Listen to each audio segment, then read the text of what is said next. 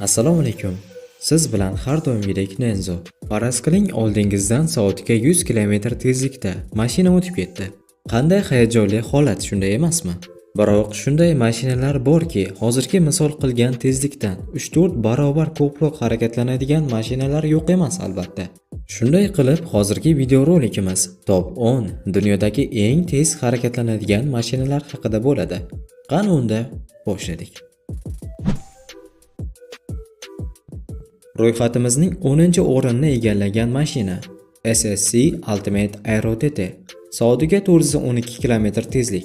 TT indeksida avtomobilda ikkita turma magnator borligi ko'rsatilgan. Bundan oldin Shelby Supercar mexanik kompressordan foydalangan. Ikkala texnologiya ham dvigatel quvvatini oshirishi mumkin. Agar mexanika samaradorlikni 10-15% ga, turbinani esa 40-50% ga oshirsa, yuqori tezlik qayd etilishi taxmin qilindi. Va shunday bo'ldi ham. Sinov paytida mashina soatiga 412 km tezlikni ko'rsatdi. Ultimate Aero TT'ning birinchi ishlab chiqarish nusxasi eBayda $431,000 ga sotildi va jami 25 nusxada ushbu mashinalar sotuvga chiqarildi. Yana bir ajoyib ma'lumot, mashina 100 km/s tezligiga 208 soniyada erisha oladi.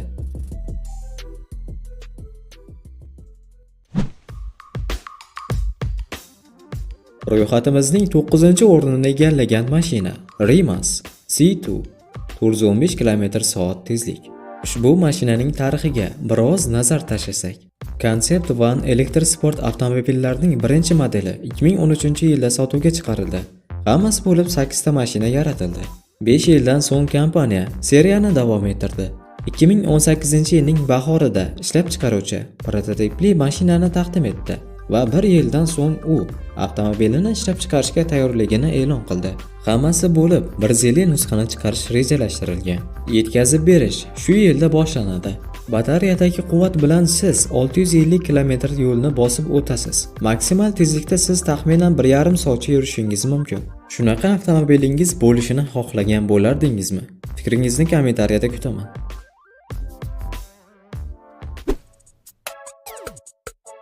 Ro'yxatimizning 8-pog'onasini egallagan mashina Bugatti Chiron Sport. Soatiga 420 km tezlik. Bu mashinaning tarixiga ham biroz nazar tashlaymiz. Avtomobil 2016-yilda taqdim etilgan. 1928-yildan 1958-yilgacha Bugatti jamoasida o'ynagan poygachi Louis Alexander Chiron sharafiga nomlangan. Bugatti rahbariyati yangi rekord o'rnatish uchun avtomobilini maksimal tezlikka sinab ko'rishni rejalashtirdi. Ammo keyinchalik ayrim sabablarga ko'ra bu fikrdan voz kechdi. Chiron modeli dizaynida jigarrang charm, qora uglerod va abraziv alyuminiydan foydalanilgan. Va aytgancha ushbu mashinaning narxi $2,600,000 ni tashkil etadi.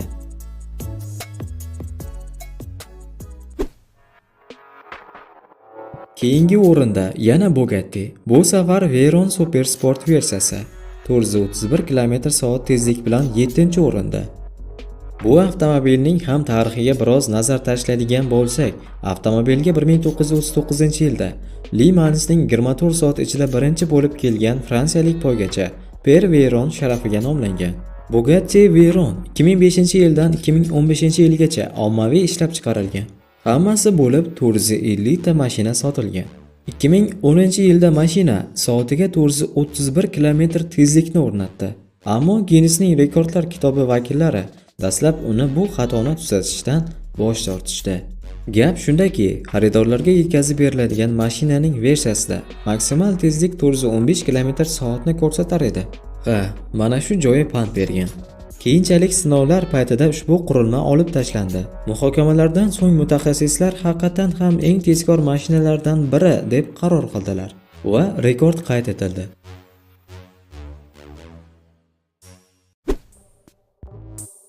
Ro'yxatimizning 6-pog'onasida turgan mashina Hennessy Venom GT 431 km/s tezlik. $1,250,000 mashinaning tarixiga nazar tashlasak, 2 kishilik sport avtomobiliga asoslangan bo'lib, uning tuzilishi britaniyalik dizayner Steve Everett tomonidan qayta ishlangan. Yangi mashina bazani uzaytirildi, korpus panellari almashtirildi va yangi dvigatel qo'yildi. 2010-yilning mart oyida Hennessy ushbu modelning birinchi versiyasini taqdim etdi. U shunchaki Venom GT deb nomlandi. va 1,5 yildan so'ng yuqori tezlikdagi modifikatsiya Venom GT Spider deb nomlandi. Avtomobilning birinchi xaridorining talabiga binoan amerikalik qo'shiqchi Steven Tyler bo'ldi. 2013-yilning fevral oyida AQShning Kaliforniya shtatida Venom GT soatiga 435 km tezlik rekordini o'rnatdi. Dastlab ishlab chiqaruvchi ushbu mashinaning 29 nusxasini chiqarishni xohladi, ammo ular faqatgina kupe va boshqa narsalarni chiqarishdi xolos.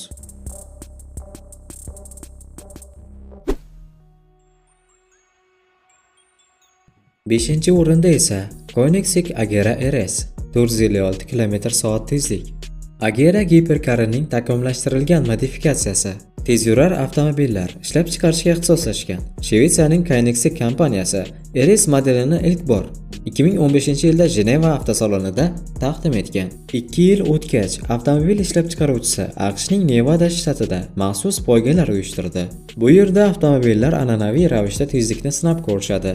Agera RS bir vaqtning o'zida bir nechta rekordlarni o'rnatdi. Masalan, seriyali avtomashinalarning mutlaq tezligi 456 km/soatni tashkil etadi.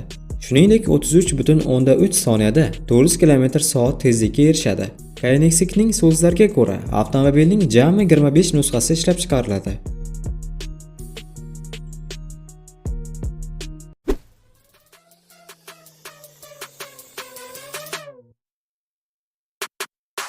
To'rtinchi o'rinda ham yana Koenigsegg.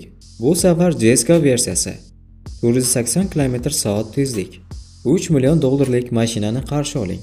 Shved avtomobil ishlab chiqaruvchi Koenigsegg tomonidan ishlab chiqarilgan o'rta dvigatelli giperkar 2019-yil Jeneva avtolar ko'rgazmasida namoyish etilgan bu mashina Ageradan farq qiladi.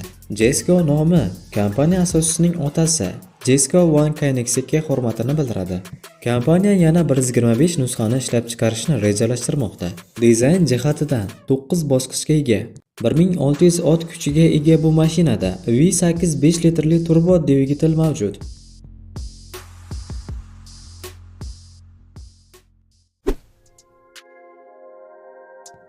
Va 3-o'rinda esa SSC Tuatara 480 km/soat tezlik.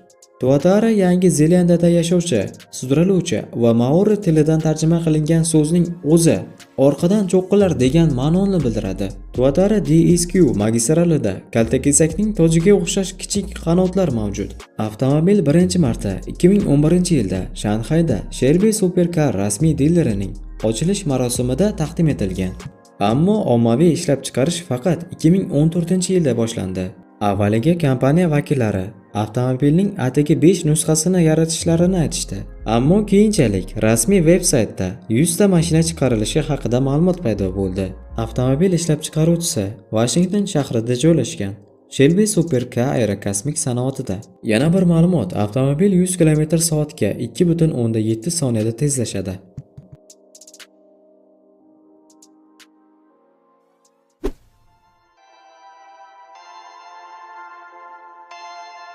Yuqori pog'onadagi Hennessy Venom F5 mashinasi 482 km/soat tezlik bilan ikkinchi o'rinni egallagan. Hennessy Venom F5 bu 2017-yilda tashkil etilgan Amerikaning Hennessy Special kompaniyasi tomonidan ishlab chiqarilgan.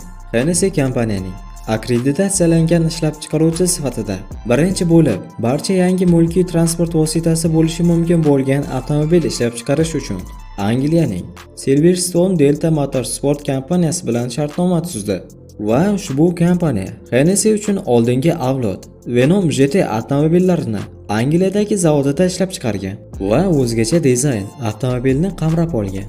Kompaniya yana 24 ta nusxa chiqarish niyatida. Yana bir ajoyib va g'aroyib ma'lumot.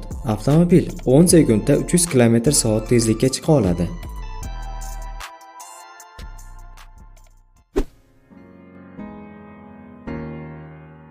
Eng yuqori pog'onada turgan Bugatti Chiron Super Sport 300 Plus mashinasi 490,5 km/soat tezlik bilan birinchi o'rinda.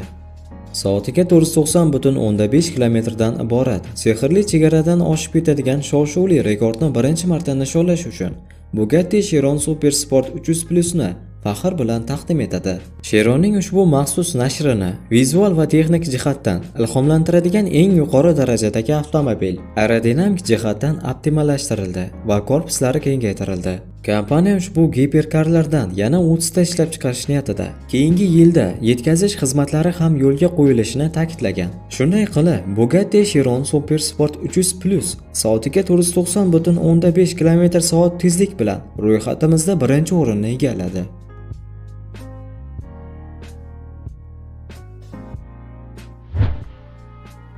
Mana do'stlar, hozirgi videorolikimizda sizga namoyish etmoqchi bo'lganlarimiz shulardan iborat edi. Kanalimizga obuna bo'lib, videorolikimizga like bosib qo'yishingizni, kanalimiz va videorolikimiz haqida izoh qoldirishingizni iltimos qilib qolardim. Bizni qo'llab-quvvatlab turganingizdan bag'oyat xursandman. Eng sarasi Nenzo kanalida ko'rishguncha salomat bo'ling.